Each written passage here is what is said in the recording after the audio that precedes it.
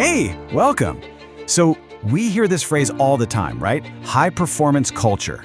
But what does it actually take to build one? I'll give you a hint. It's not about just adding more programs or ticking more boxes. As we're about to see, the real secret is in building an entire architecture for success. So let's just start with this one big question. I want you to really think about your own workplace for a second. Is how you handle performance a series of totally disconnected events? An annual review over here, a goal-setting session way over there? Or is it a living, breathing system where every single part connects and feeds into the next? Because honestly, that distinction changes everything. To really appreciate this new way of thinking, we have to first talk about the old way. This is the traditional approach that, let's be honest, a lot of us are still stuck with, and it's often the real root of the problem. So what does that actually look like day to day? Well, it's like performance management is just a bunch of separate islands. You've got goal setting in January, then radio silence until maybe a quick check-in mid-year, and then bam, the big annual review in December. They feel like completely separate tasks because, well, they are. They don't build on each other. They're just items on a checklist. Okay, so what's the alternative?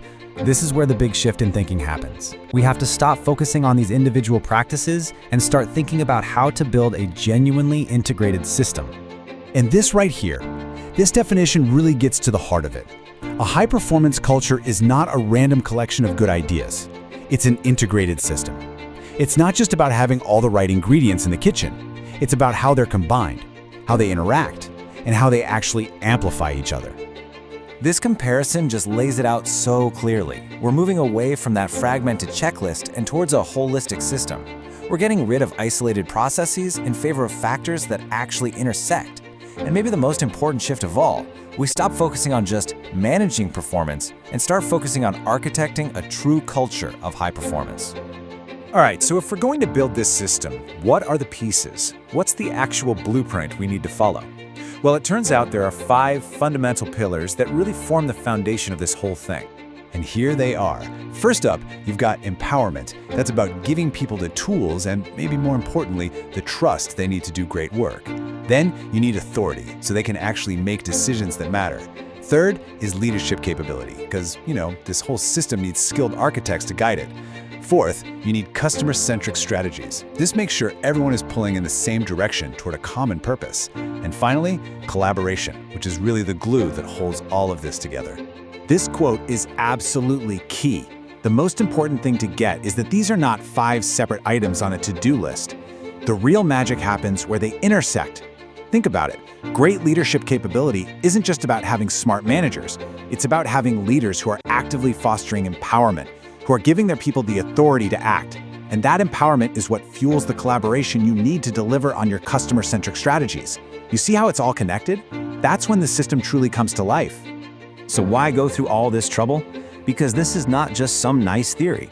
There is a very real, very powerful payoff for building a culture this way. And it's all about one thing: shaping outcomes. It really is as simple and as powerful as that.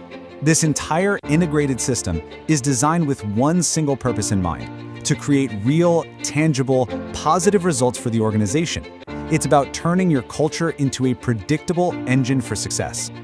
So let's just recap why this approach is so much more powerful. First, it gets us away from those siloed HR processes that don't talk to each other. Second, it builds a foundation for consistent success, not just occasional random wins. And finally, and I love this part, it takes the idea of culture and transforms it from a vague, feel-good buzzword into a powerful strategic tool you can actually build and improve. Which brings us to one final thought for you to take back to your own team. Take a hard look at your organization's culture.